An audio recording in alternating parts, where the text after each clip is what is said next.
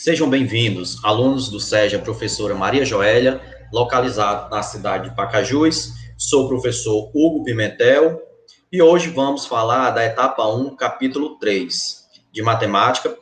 Para melhor compreensão de vocês, estou fazendo a explicação deste capítulo e vocês podem acompanhar pelo material de estudo que está em PDF no Classroom.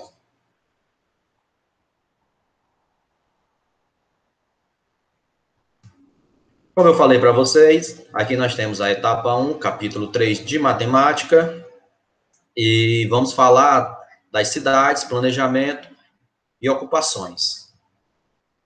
Primeira pergunta que se tem aqui na leitura é: você conhece Brasília? Observe uma imagem do Congresso Nacional e o mapa do plano piloto da cidade.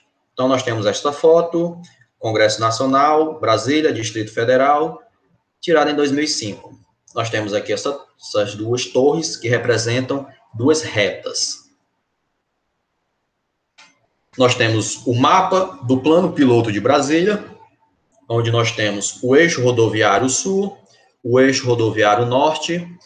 Bem aqui ao centro nós temos o terminal rodoviário. Mais embaixo nós temos aqui embaixadas, Praça dos Três Poderes. E esta estrutura é muito parecida com a de um avião. Um pouquinho da história de Brasília. Brasília está a 1.160 quilômetros do Rio de Janeiro e a 1.110 quilômetros de São Paulo. Ela foi construída em 2.000 dias para ser o centro do poder no país. Ela foi inaugurada pelo presidente JK, Juscelino Kubitschek, em 21 de abril de 1960. A capital brasileira é a mais conhecida dentre as cidades planejadas no século XX. O plano piloto de Brasília foi assinado pelo urbanista Lúcio Costa, que concorreu com outros 21 projetos de planejamento urbano. Como eu já citei aqui para vocês, Brasília foi construída a partir de um plano piloto e tem a semelhança de um avião. Então, a cidade se assemelha à imagem de um avião. Brasília é cortada por duas grandes pistas. A primeira, chamada Eixão, corta a capital no sentido norte-sul, e a segunda, chamada Eixo Monumental, corta a cidade no sentido leste-oeste, pelas asas sul e norte. Estão distribuídas as superquadras residenciais. Esse planejamento precisa dominar alguns conhecimentos que envolvem a matemática. Pois nós temos aqui quais as vias deveriam ser paralelas, e o posicionamento de uma reta em relação às outras. Falando sobre reta, nós temos aqui embaixo 3 retas, que eu vou comentar aqui para vocês. No caso, se as retas se cruzam em um único ponto, nós temos aqui o cruzamento em um único ponto, são retas concorrentes. Então, se elas se cruzam em um único ponto, são retas concorrentes. No entanto, elas não se cruzam. Se elas não se cruzam, elas são retas paralelas. Ou, se elas têm todos os pontos comuns, elas são retas coincidentes. Então, está aqui os 3 tipos de retas que nós vamos trabalhar: retas concorrentes, retas paralelas e retas coincidentes. Localização entre 2 eixos. Então, é importante nós termos a noção da localização de pontos. Nós temos aqui na localização, a localização do Congresso Nacional e a localização de um garoto, onde nós sempre vamos começar pela horizontal e, em seguida, pegar aqui no ponto da vertical. Então, nós temos o eixo das abscissas e o eixo das ordenadas. Localizando o Congresso Nacional, começando sempre pela horizontal, nós temos 8 e do lado nós temos o F. Então, a localização desse ponto vai ser 8, vírgula, e o F. Então, essa é a localização do ponto. Já a localização do garoto, nós temos 1 e o A. Então, a localização desse ponto vai ficar descrito desta maneira. 1, vírgula, e o A. Notamos que os eixos coordenados dividem o plano em 4 regiões, que chamamos de primeiro, segundo, terceiro e quarto quadrante, como na figura apresentada a seguir. Então, nós temos aqui duas figuras, onde nós temos o primeiro, segundo, terceiro e quarto quadrante. Então, nós temos aqui o primeiro quadrante, localizando o primeiro quadrante, e o restante vai nesse sentido, no sentido anti-horário. Também é importante observar que no gráfico nós temos aqui o X na horizontal, onde representa a abscissa. E na vertical nós temos o Y, que representa as ordenadas. Então nós temos as abscissas e as ordenadas.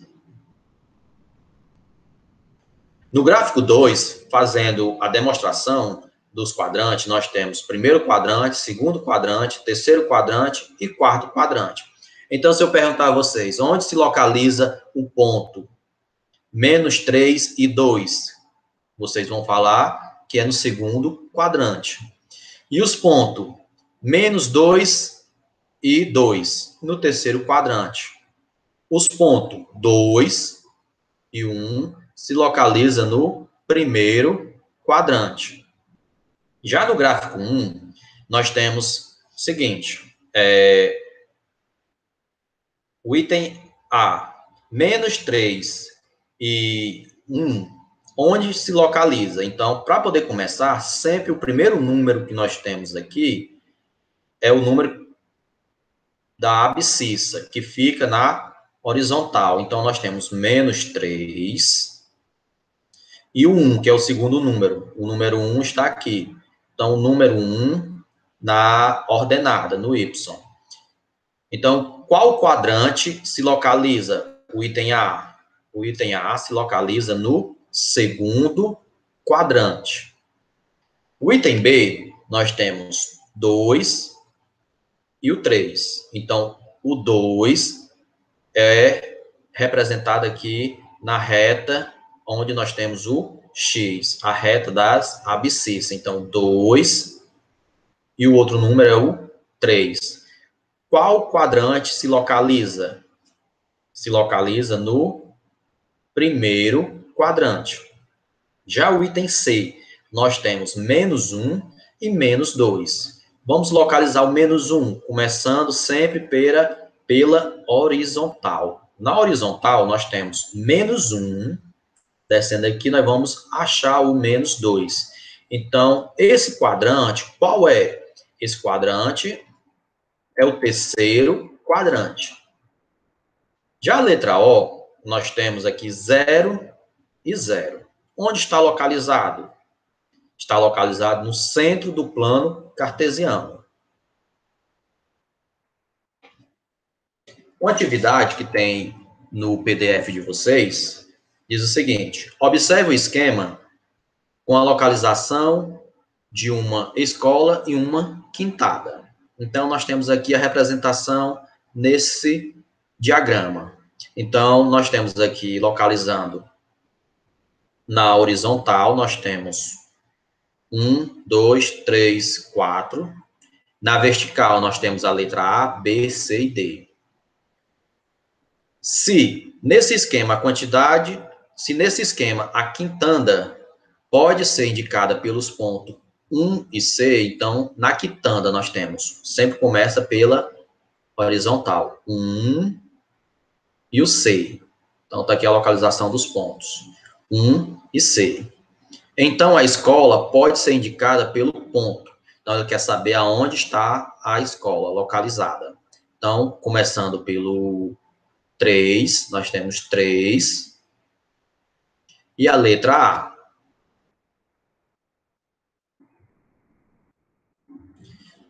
Com isso, nós temos 3. E a letra A. Logo, a nossa resposta vai ser o item A. 3 e a letra A. Essa é a localização da escola.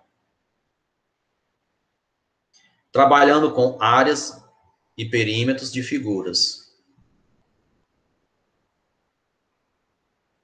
Sabemos que, tanto em nosso cotidiano, como em muitas profissões, é importante a realização de medições e, com isso, o desenvolvimento da capacidade de manipulação de instrumentos de medida. Hoje, a evolução tecnológica, entre outros aspectos, está associada ao grau de precisão nas medidas. Com isso, é de grande importância saber o cálculo de área e perímetro. Então, área e perímetro são conceitos utilizados na geometria. A área é usada para calcular a medida de uma superfície plana. E o perímetro é usado para calcular a soma das medidas dos lados de uma figura ou objeto. Vamos começar aqui pelo perímetro. Perímetro é a medida do comprimento de um contorno. Então, é a medida de todos os lados. O perímetro é isso, a medida de todos os lados. A soma de todos os lados. Se deste lado, na largura, eu tenho 70 metros, logo, no outro lado eu vou ter 70 metros também. No comprimento, eu tenho 100 metros. Logo, do outro lado também vai ser 100 metros. Para fazermos o cálculo do perímetro, devemos somar todos os seus lados.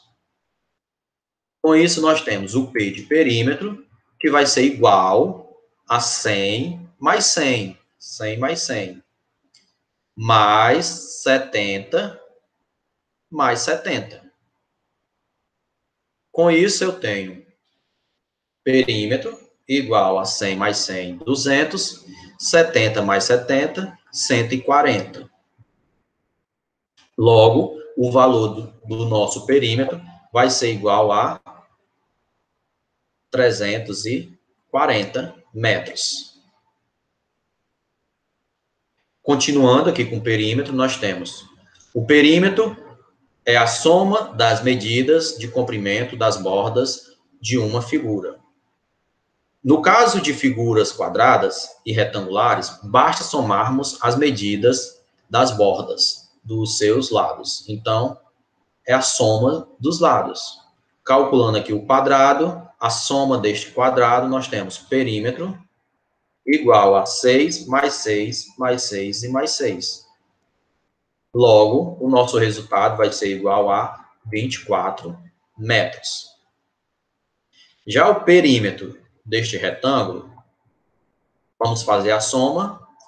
Perímetro é igual a 16 mais 16, 16 mais 16, 4 mais 4. 16 mais 16, nós temos 32. 4 mais 4, nós temos 8. Somando 32 mais 8, nós temos perímetro igual a 40 metros.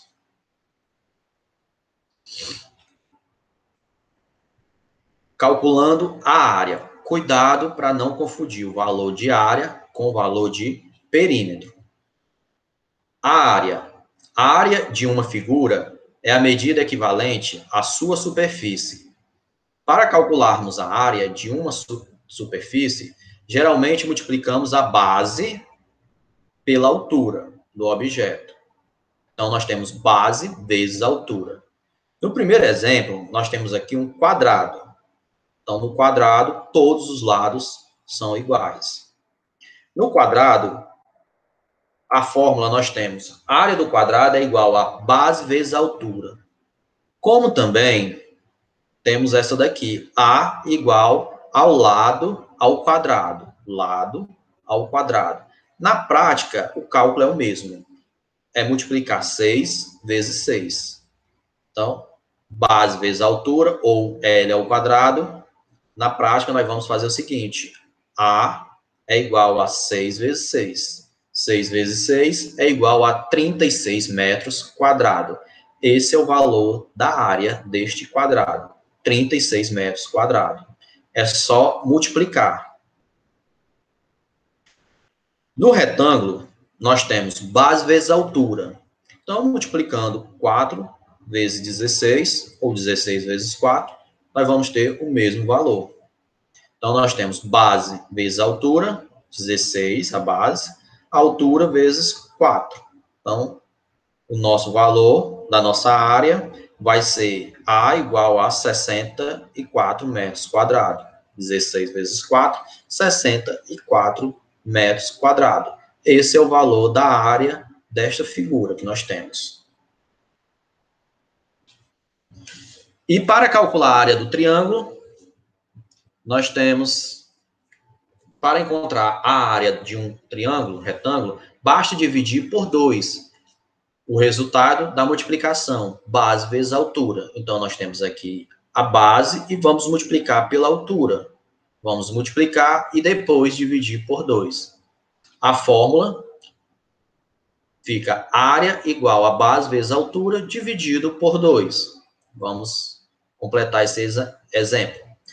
Calcule a área de um triângulo cuja base mede 15 centímetros e a altura mede 20 centímetros.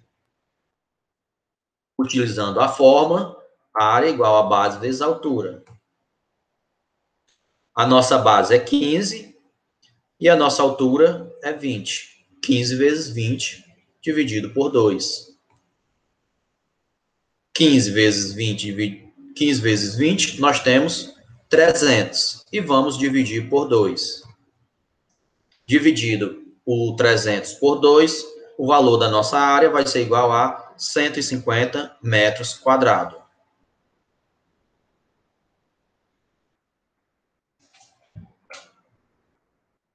Então, eu espero vocês na próxima aula. Essa foi uma revisão da nossa etapa 1, capítulo 3, e tenham uma boa aula. Até a próxima.